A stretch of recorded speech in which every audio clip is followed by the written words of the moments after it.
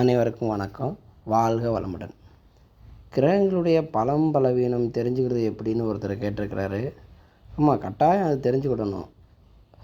நான் ஏற்கனவே சொல்லியிருக்கிறேன், ஒரு ஜாதகத்தில் பலனை நம்ம கண்டுபிடிக்கிறதுக்கு இந்த தசாபுத்தியில் இந்த நேரம் ஓடிட்டுருக்கு அப்படின்னா அந்த கிரகம் என்ன செய்யும், அந்த சாதகருக்கு எப்படிப்பட்ட பலனை தரும் அப்படின்னு தெரிஞ்சுக்கிறதுக்கு கிரகங்களுடைய பலம் பலவீனம் ரொம்ப முக்கியம் அப்படிங்கிறத நான் ஏற்கனவே முந்தின வீடியோக்களில் நிறையா சொல்லியிருக்கிறேன். சரி, ஒரு சிலருக்கு இன்னும் புரியலை அப்படின்னு சொல்லி மாறி மாறி கேட்குறீங்க.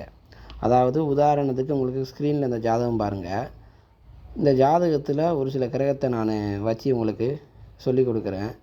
அதை பார்த்து நீங்கள் கொஞ்சம் புரிஞ்சுக்க முடியும். எப்பொழுதுமே பார்த்தீங்க அப்படின்னா, நான் தியரி சொன்னாலுமே நீங்கள் ஒரு சில ஜாதகத்தில் கட்டங்களை போட்டு இல்லை நீங்களாகவே ஒரு ரஃப்பாக ஒரு கட்டம் போட்டு அதில் நான் சொல்லக்கூடிய கிரகங்களை அடைச்சி பார்க்கும் பொழுது தான் ஓஹோ இது இப்படியா அப்படிங்கிறது ஒரு ப்ராஜெக்ட் முறையில் ப்ராக்டிக்கல் ப்ராஜெக்ட்னு சொல்கிறாங்க பார்த்தீங்களா, அந்த மாதிரி நீங்கள் தியரி மட்டுமே படிக்காமல் கட்டம் போட்டு பார்க்கும்பொழுது உங்களுக்கு ரொம்ப ஈஸியாக புரியும். இப்போ உங்களுக்கு ஒரு ஜாதகத்தில் கிரகங்களுடைய பலம் பலவீனம் தெரிஞ்சுக்கிறதுக்கு எப்படி பார்க்கணும் பார்த்தீங்க அப்படின்னா, பேசிக்காகவே 3, 6, 8, 12 இது மறைவு ஸ்தானம். இதுதாங்க இது ஒரு பொதுவானது. இந்த 3, 6, 8, 12 அப்படிங்கிறது பொதுவானது. இது எதுக்கு நான் எடுப்பில் முதலே சொல்லுறேன் பார்த்தீங்க அப்படின்னா, ஜாதகத்தில் 1, 5, 9ங்கிறது திரியோணஸ்தானம், 4, 7, 10 அப்படிங்கிறது கேந்திரஸ்தானம், 2, 5, 8, 11 பணவரஸ்தானம், 3, 6, 10, 11 உபஜயஸ்தானம் இப்படின்னு ஸ்தானங்களுக்கே ஏகப்பட்ட பேர்கள் உண்டு. அதில் நாசஸ்தானம், மோசஸ்தானம், மறைவு ஸ்தானம் இப்படின்னு 3, 6, 8, 12 வீடுகளை சொல்வது வழக்கம். நாசஸ்தானம், மோசஸ்தானம், மறைவு ஸ்தானம் எல்லாம் ஒரே வார்த்தை தான், ஒரே மீனிங் தான். அப்போ இந்த 3, 6, 8, 12 போய் ஒரு கிரகம் இருந்துச்சு அப்படின்னா அந்த கிரகம் பலவீனமாக இருக்குதுன்னு அர்த்தம். சரி, அந்த கிரகம் பலவீனமாக இருக்குது. அதான் பலம் பலவீனம் எடுக்கிறது முதல்ல நீங்கள் இந்த விதிப்படி எடுக்கணும். சரி, 3, 6, 8, 12 எந்த கிரகம் இருந்தால் பலம் பலவீனம், முதல்ல அதை தெரிஞ்சுக்கணும். சுப கிரகங்கள் 3, 6, 8, 12 இருந்தாலே பலவீனம்தான். சரி, 3, 6, 8, 12 போய் ஆட்சி உச்சம் பெற்றால் பலவீனமாக கேட்டிங்கன்னா அதுதான் பலவீனம் இல்லை. அதாவது மறைவு ஸ்தானத்தில் போய் பகையோ நீசமோ பெற்றா டோட்டலாக அந்த கிரகம் வலிமை இழந்து விட்டது. இல்லை, எனக்கு 8ஆம் வீட்டில் போய் இருந்து ஒரு கிரகம் இருக்குது ஆனால் அவர் உச்சத்தில் இருக்கார் அப்படின்னு சொன்னீங்க அப்படின்னா அந்த கிரகம் வலிமையாக தான் இருக்குதுன்னு அர்த்தம். 3, 6, 8, 12 அப்படிங்கிறது ஸ்தான ரீதியான பலவீனங்களை காட்டக்கூடியது. ஸ்தான ரீதியான பலவீனங்களை காட்டக்கூடியது ஜாதகத்தில். சரி, ஆட்சி உச்சம் நட்பு பகை நீசம் சொல்கிறீங்களா, அது எப்படின்னு கேட்டிங்க அப்படின்னா கிரகங்களுடைய இருப்பு, ஒரு ராசியில் ஒரு கிரகம் இருப்பு இருக்குது அப்படின்னா அந்த இருப்பு நிலையை கொண்டு பலம் பலவீனம் கண்டுபிடித்தல். 3, 6, 8, 12 அப்படிங்கிறது ஸ்தான ரீதியாக உள்ள பலவீனங்களை கண்டுபிடித்தல். அப்போ 1, 5, 9 அப்படிங்கிறது எந்த கிரகம் இருந்தாலும் பலமாக கேட்டிங்க அப்படின்னா 1, 5, 9ஆம் வீட்டில் இருக்கக்கூடிய கிரகங்கள் அந்த சாதகருக்கு பலனை கொடுக்கத்தான் செய்யுமே தவிர கெடுக்காது. இதுலேயும் இன்னொரு விதி இருக்குது. ஒரு மோசமான கிரகம் 1, 5, 9ஆம் வீடான நல்ல ஸ்தானத்தில் இருக்கும் பொழுது அந்த ஸ்தானத்தை கெடுத்து விடும். அந்த ஸ்தானம்னா என்ன, இப்போ 3, 6, 8, 12 அப்படிங்கிறது நாச வீடுகள், 1, 5, 9 அப்படிங்கிறது புண்ணிய வீடுகள். அப்போ புண்ணியமான வீட்டில் நாசத்தை செய்யக்கூடிய கிரகம் எது, 6, 8, 12ஆம் வீட்டு அதிபதிகள் ஒரு சாதகருக்கு நாசத்தை செய்யக்கூடிய கிரகங்கள். அப்படி வேணால் அவங்களுக்கு சிம்பிளாக புரியுதுக்காண்டி நான் இப்படி சொல்கிறேன், சரிங்களா. ஒரு மனிதனுக்கு ஆகாதது 6, 8, 12ஆம் வீடு பெரும்பகுதி ஒரு குதர்க்கமான, ஒரு சீட்டிங்கான, ஒரு விதண்டாவாதமான பலன்களை ஏற்படுத்தி தரும். 6, 8, 12ஆம் வீட்டு அதிபதிகளில் யாராவது ஒருத்தர் ஒரு நல்ல ஸ்தானத்திலிருந்து சுபக்கிரகத்தினுடைய பார்வையிலையோ அல்லது லக்கண சுபருடைய சேர்க்கையிலையோ இந்த மாதிரி அமைப்புகளை தொடர்பு கொண்டு இருக்கும் பொழுது அந்த கெட்ட வீட்டு கிரகம் கூட கெட்ட வழியில் நல்ல யோகத்தை அள்ளி கொடுப்பாரு. அதையும் தெரிஞ்சுக்கணும் நீங்கள். அப்போ 3, 6, 8, 12 அப்படிங்கிற அந்த மறைவு ஸ்தானத்தில் போய் ஒரு ஸ்தான ரீதியாக கிரகங்கள் எப்படி பலவீனம் அடையும் அப்படிங்கிறது நீங்கள் 3, 6, 8, 12 வச்சு தெரிஞ்சுக்கிடலாம். அப்போ 3ஆம் வீட்டில் 6ஆம் வீட்டில் 8ஆம் வீட்டில் 12ஆம் வீட்டில் இந்த 4 வீட்லேயும் வந்து எந்த கிரகம் இருந்தால் பலவீனம் கேட்டிங்க அப்படின்னா சுப கிரகங்களுக்கு வந்து ஃபஸ்ட்டு பாயிண்ட்டு சுப கிரகங்கள் இருந்தால். சுப கிரகங்கள்லாம் என்ன அப்படிங்கிறதையும் தெரிஞ்சுக்கிடணும். நான் சொல்லியிருக்கிறேன், இருந்தாலும் ஒரு தடவை சொல்லியிருந்தேன். குரு சுக்கிரன் வளர்பிறை சந்திரன் புதன், அதாவது பாவி அப்படின்ற சொல்லக்கூடிய அந்த கிரகத்தோடு சேராத புதன், பாவிகளோடு சேராத புதன், சுபர்களோடு சேர்ந்த புதன் சுபர். தனிச்சு இருக்கார எனக்கு புதன் அப்படின்னு சொன்னீங்க அப்படின்னா தனித்த புதன் வந்து சுப கிரகத்தினுடைய வரிசையில் தான் எடுத்துகிட்டு இருக்கிறாங்க. அது பலனும் சரியாக இருக்குது. சரிங்களா? என்ன காரணம் கேட்டிங்க அப்படின்னா சனியும் புதனும் வந்து ஒரு அலிக்கிரகம்.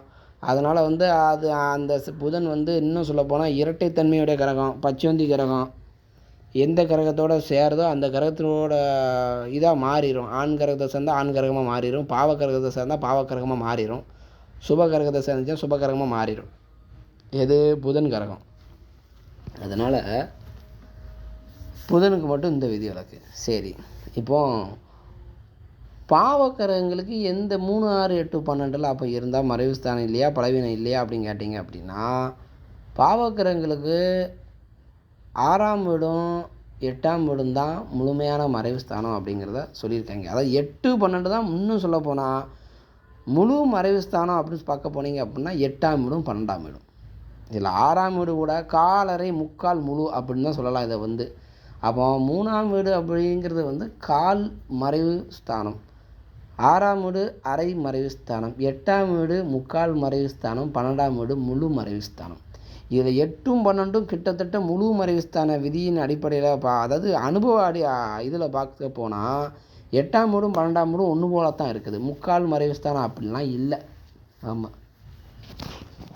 அடுத்து இப்போது நான் ஆல்ரெடி சொல்லியிருந்தேன், இந்த ஜாதக ரீதியாக பார்ப்போம் அப்படின்னு சொல்லியிருந்தேன். சரி வாங்க ஜாதக ரீதியாக நம்ம பார்த்துடலாம். சரி, இந்த ஜாதகத்தில் லக்கணம் சிம்ம லக்கணம். ஆமாம், நான் அதை சொல்ல மறந்துட்டேன் பார்த்தீங்களா. 3, 6, 8, 12னே சொல்லிட்டேனே.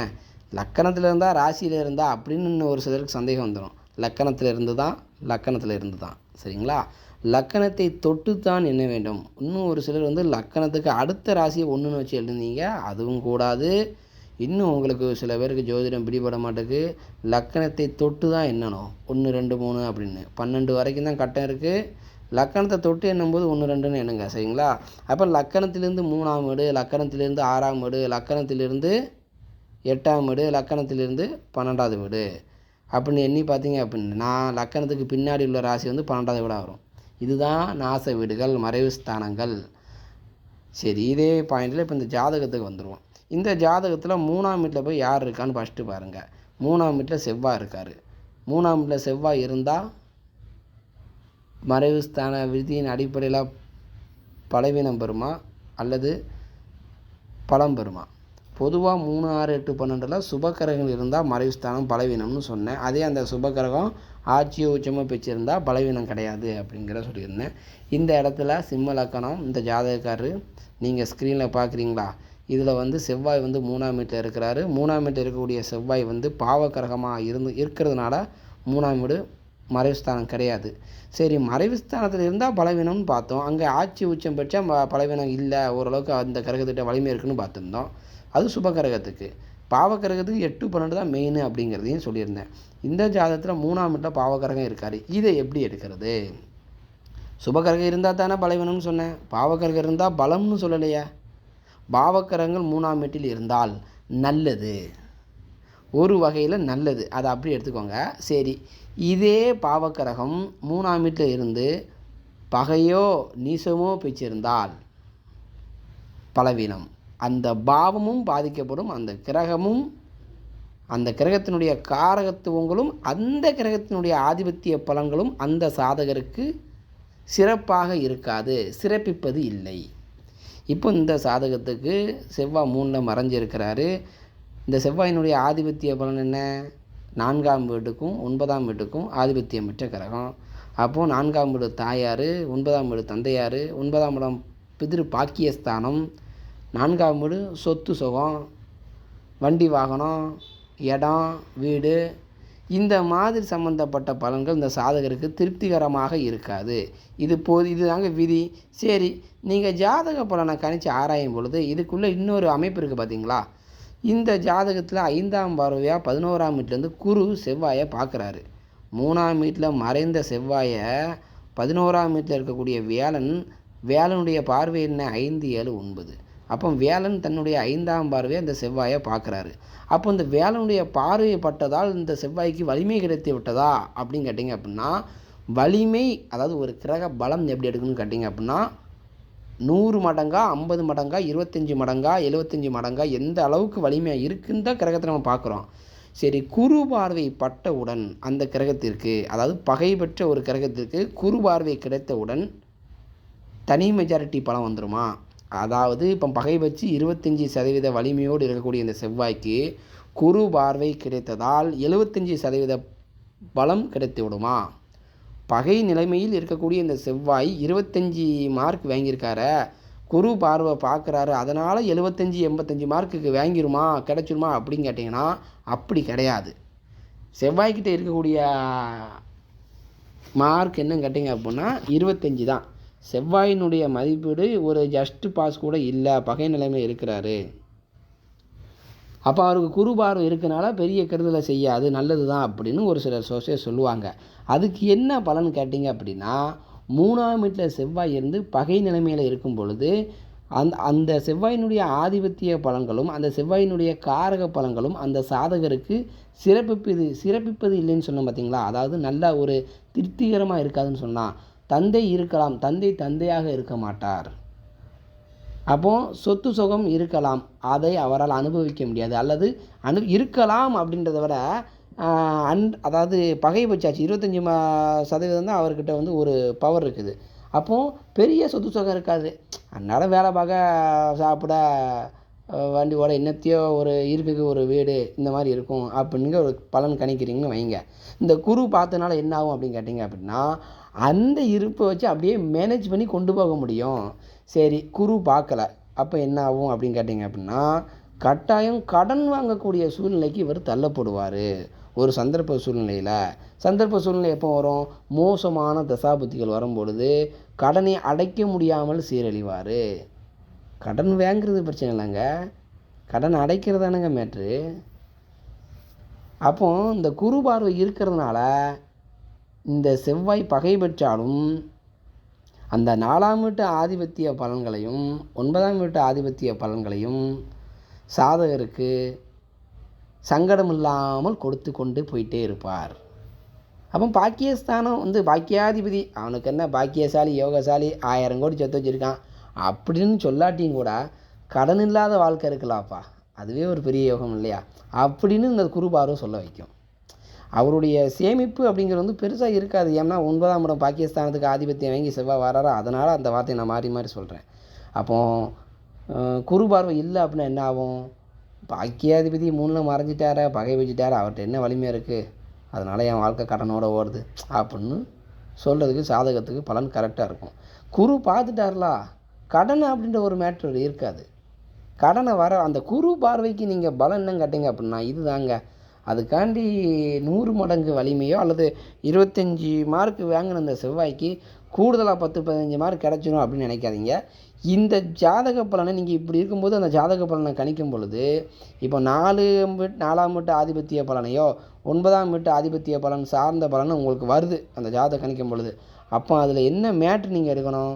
செவ்வாய் 3ல் மறைஞ்சிட்டார, ஐயையோ அப்படின்னு பலன் எடுக்கிறது பதிலாக சூப்பர் குரு பார்க்காரு, பரவாயில்ல, இப்போ ஒரு பலனை சொல்லியே சொல்லுதேன் பாருங்கள். வீடு கட்டலாமா அப்படின்ற மாதிரி இந்த ஜாதகத்தில் பலன் வருது அப்படின்னா 4ஆம் வீட்டு அதிபதி தானே செவ்வாய், அல்லது இடம் வாங்கலாமா அப்படின்னு கேட்குறாங்க. அப்படி வருதுன்னு வைங்களேன். ஏன்னா ஆதிபத்திய பலனை வச்சு நம்ம பேசினா தானே இதுக்கு கரெக்டாக இருக்கும். அப்போ 4ஆம் இடம் வீடு அல்லது வண்டி வாகனம், இடம், நிலபலன்கள், இதை பற்றி பலன் கட்டு வராங்க. இதை பற்றி நான் பலன் ஜாதகத்தில் வருது நீங்கள் கணிக்கும் பொழுது. அப்போ என்ன செய்யலாம்? செவ்வாய் பகை வச்சுட்டாரு, இடமா வாங்கிடாதீய, விவகாரமான வில்லங்கமான இடம் வந்து வாச்சிடும், ரொம்ப கவனமாக இருங்க அப்படின்னு சொல்கிறத காட்டிலும் குரு பார்க்காரு, வாங்கலாம், நல்லா இருக்கும் ஐயா, வாங்கலாம், இடம் வாங்கலாம், வீடு வாங்கலாம், நேரம் நல்லா இருக்குது, செவ்வாயோடைய தசாபுத்தி அந்தரங்கள் நடக்குது, ஒரு பல ஏக்கருக்கு வாங்கக்கூடிய அமைப்பில் இல்லாட்டியும் கூட என்னத்தையோ ஒரு 2 செண்டு 3 செண்டு இடத்த வாங்கக்கூடிய நிலவரத்தில் யோகத்தை அந்த செவ்வாய் கொடுப்பாரு. செவ்வாய் பூமிக்காரகன், அவரை குருவோட பார்வையும் அவருக்கு இருக்குது. அதனால் எதே ஒரு குறைஞ்ச கடனை வாங்கினாலும் ஈஸியாக அடைச்சிருவீங்க. முக்கியமாக அந்த வார்த்தையை சொல்லலாங்க. செவ்வாய்க்கு குரு பார்வை இருக்கிறதுனால கடன் அடைக்க முடியும். கடன் வாங்கி ஒரு இடத்த வாங்கி அந்த கடனை அடைப்பார். செவ்வாய்க்கு குரு பார்வை இல்லை, இடத்த ஒன்றும் வாங்க முடியாது. இடத்த வாங்கினாலுமே வாங்கின இடத்த விற்றுருவார். புரியுதுங்களா? இந்த குரு பார்வைக்கு என்ன பலன் அப்படின்னு கேட்டிங்க அப்படின்னா, அதை தக்க வச்சுக்கிட முடியும். தாப்பனார் பூட்டனாருடைய சொத்து ஏதாவது ஒரு ஒரு ஒரு ஒரு காச்செண்டு மனையோ காத்துண்டு இடமோ நிலமோ இருக்குது அப்படின்னா அதை தக்க வைக்க முடியும் இந்த ஜாதகரால். சரி, அடுத்து இந்த சாதகத்தில் 6ஆம் வீட்டில் போய் ராகுவும் சுக்கரனும் இருக்காங்க. இந்த ராகுக்கு நான் ஏற்கனவே சொல்லியிருக்கேன், பாவக்கரங்கள் எங்கே இருக்கணும், சுபக்கரங்கள் எங்கே இருக்கணும் அப்படின்ற விதியின் கீழே பாவக்கரங்கள் 3, 6, 10, 11 இருந்துக்கிடலாம். சுபக்கரங்கள் 1, 5, 9 இருக்கிறது நல்லதுங்கிறத சொல்லிட்டேன். ஆனால் இந்த ஜாதகத்தில் பாவக்கரகமான ராகு 6ஆம் வீட்டில் இருக்காரு, அது ஓகே, ஒன்றும் பிரச்சனை இல்லை. அந்த ராகுவோட சுக்கரன் இணைஞ்சு இருக்கிறாரு. அந்த சுக்கரன் 6ஆம் வீட்டில் போய் இருக்கிறாரு. இதில் ஒரு விதி இருக்குது. என்னென்னு கேட்டிங்க அப்படின்னா, சுக்கரனுக்கு மறைவு ஸ்தானம் அப்படிங்கிறது 3ஆம் பாவமும் 8ஆம் பாவமும் மட்டும்தான். பாவக ரீதியாக ஒரு கிரகம் பலவீனம் பெறுவது எப்படி அப்படின்ற இதில் சுக்கரனுக்கு 3, 8 மட்டும்தான் கொடுத்துருக்காங்க. 6, 12 மறைவு ஸ்தானம் கிடையாதுன்னு தான் சொல்லியிருக்காங்க. சரிங்களா? அப்போ இந்த ஜாதகத்தில் சுக்கரன் 6ஆம் வீட்டில் போகிறது நல்லதுன்னு எடுத்துக்கிடுவீங்களா, நல்லது இல்லைன்னு எடுத்துக்கிடுவீங்களா? அதாவது எப்பொழுதுமே ஜோதிடத்தில் நம்ம ஒரு விதி எடுக்கும்பொழுது அடுத்தடுத்து ஒவ்வொரு விதிகள் வந்துட்டுருக்கோம். நான் இப்போ பாவக ரீதியாக சொன்னேன். அதுக்கடுத்து ஆட்சி உச்சம் ஸ்தான ரீதியாக இந்த கிரகனுடைய ஒரு ராசியில் இருக்குது அப்படின்னா ஆட்சியாக உச்சமாக பார்த்து பலவீனத்தை கணிக்கலாம் அப்படி சொல்லியிருந்தேன். இது போக கூடுதல் பிட்டிங் எதுவும் உண்டாங்கட்டிங்க அப்படின்னா இருக்குல்ல. அஸ்தமனம் இருக்குது, கிரக யுத்தத்தில் தோல்வி பெற்றிருக்கிறதுக்கு இருக்குது. அதுக்கடுத்து என்னது வக்ரம் பெற்ற நிலைமையில் இருக்கிறது. அதுக்கடுத்து இந்த மாதிரி ராகு கேதுவோட சேர்ந்து தோஷம் அடையக்கூடிய நிலைமையில் இருக்கிறது. தோஷம்னாலே குறைபாடுங்கிறத சொல்லியிருக்கேன். அப்போது எந்த ஒரு கிரகமாக இருந்தாலும் ராகு கேதுவோடு கூடும் பொழுது அந்த கிரகத்தினுடைய பவர் கொஞ்சம் டவுன் ஆகும். ஏன்னா சூரியன் சந்திரனுடைய பவரையே அமுக்கக்கூடிய அந்த அடக்கக்கூடியது வீழ்த்தக்கூடிய சக்தி ராகுக்கு உண்டு. ஏன்னா ராகுவை மிஞ்சிய பலம் கேதுவுக்கு, சூரியனை மிஞ்சிய பலம் ராகுவுக்கு, ராகுவை மிஞ்சிய பலம் கேதுவுக்குன்னு சொல்லியிருக்காங்க. அப்போ இந்த ராகுவோட சுக்கிரன் கூடியிருக்கும் பொழுது சுக்கிரனுக்கு பலவீனம் இருக்குதுன்னு அர்த்தம். சரி, சுக்கிரனுக்கு பலவீனம் இருக்குது, அதாவது பலவீனம் இருக்குது, டோட்டலாக மைனஸ் பாயிண்ட் ஆகிட்டாரா அல்லது ஓரளவுக்கு அவர் ஜஸ்ட் பாஸ் மார்க் கொடுக்கலாமா கேட்டிங்க அப்படின்னா 6ஆம் இடம் சுக்கிரனுக்கு மறைவு ஸ்தானம் கிடையாது. இதே இந்த சுக்கிரன் 12ஆம் வீடான கடகராசியில் போய் அதே ராசியில் ராகு இருக்கார் அப்படின்னா பலவீனம்னு எடுத்துக்கலாம், கொஞ்சம் கடுமையான பலவீனம். இப்போ தானே சொன்னீங்க 3, 8 தானே சொன்னீங்க, ஏன் 12 எடுக்கீங்க அப்படின்னா இப்படி நான் எதுக்கு சொல்கிறேன் பார்த்தீங்க அப்படின்னா பொதுவான மறைவு ஸ்தானம், அதாவது நாச வீடு எது பொதுவானது, எது 3, 6, 8, 12 பொதுவானது. இது எப்போவுமே நீங்கள் மைண்டில் வச்சுக்கணும். இந்த பொதுவான மறைவு ஸ்தானம் வந்தாச்சுனாலே அதோட எந்த கிரகம் போய் இருக்குது அந்த கிரகம் அங்கே பகைன்னு சம்பிச்சிருக்கான்னு பார்க்கணும். இப்போ சிம்ம லக்கணம் 12ஆம் வீடான கடகராசியில் சுக்கிரன் போய் இருக்கிறார் அப்படின்னா அங்கே பகை தானே. அங்கே போய் ராகுவை கொடுக்கும்போது அங்கே ராகுவும் பகை தான். சூரியன் சந்திரனுடைய வீட்டில் ராகுவும் கேதுவும் பகை தான். ஆல்ரெடி சுக்கிரனே பகை, ராகுவும் சேர்ந்தாச்சு, கிரகண தோஷம், அங்கே ராகுவும் பகை. ஆமாம், அப்படி இருக்கும்போது சுக்கிரன் கடுமையான அமைப்பில் பலவீனமாக இருக்காருன்னு அர்த்தம். சரி, இப்போ இந்த அமைப்பில் இருக்கும்பொழுது இப்போ இந்த ஜாதகத்தில் நீங்கள் பார்க்குறீங்களா, சிம்ம லக்கணம், லக்கணத்துக்கு 6ஆம் வீட்டில் சுக்கிரனும் ராகுவும் இருக்காங்க. இந்த அமைப்பில் சுக்கிரனுக்கு பலம் இருக்கா இல்லையான்னு கேட்டிங்க அப்படின்னா சுக்கிரனுக்கு பலம் இருக்குது, ஆனாலும் ஒரு குறை இருக்கிறது. அதாவது ஒரு பைக் வாங்குறாங்கன்னு வைங்களேன், அந்த பைக்கில் ஏதாவது ஒரு குறை இருக்கும். ஸோ அப்போ இப்படிப்பட்ட ஜாதகத்துக்கு நம்ம பார்த்து என்ன சொல்லலாம், செகண்ட் ஹேண்டு பைக் வாங்கினீங்கன்னா கொஞ்சம் நல்லாயிருக்கும். புது பைக்காக வாங்கினீங்க அப்படின்னா அதில் எப்படி ஏதாவது ஒரு குறை இருக்கும். அதை குறைய மேனேஜ் பண்ணி இது பண்ணணும். ஏன் இந்த சுக்கிரனுக்கு குறை இருக்குதுன்னு மறுபடியும் சொல்ல வரோம். செவ்வாயினுடைய 4ஆம் பார்வை, பகைபட்ச செவ்வாயினுடைய 4ஆம் பார்வையாக சுக்கிரனை பார்க்காரு. அப்போ சுக்கிரனுக்கு மேலும் ஒரு பலவீனம் அங்கே ஏற்படுது. ஆனால் சுக்கிரன் இருக்குது, நம்ம அதையும் தெரிஞ்சுக்கணும். சுக்கிரன்கிட்ட இருக்குது, ஒரு குறையோடு இருக்குது. அப்போ என்ன, வண்டி வாகனம் இருக்கலாம். வண்டி வாகனம் மட்டும்தான் இல்லை, கலத்துற காரகனும் சுக்கிரன் தான். சரிங்களா? வண்டி இவர்கிட்ட இருக்குமா, கட்டாயம் இருக்கும். ஆனால் அந்த வண்டிக்கிட்ட ஒரு மைனஸ் பாயிண்ட் இருக்கும். அந்த வண்டி இவருக்கு திருப்தி அளிக்கிற மாதிரி எப்போவுமே இருக்காது. ஆனால் வண்டி பார்க்க சூப்பராக இருக்கும். ஏன்? நட்பு வீட்டில் இருக்கிறாரு சுக்கிரன். சனியினுடைய வீடு சுக்கிரனுக்கு நட்பு வீடு இல்லையா? அப்போ வண்டி பார்க்குறதுக்கு சூப்பராக இருக்கும்.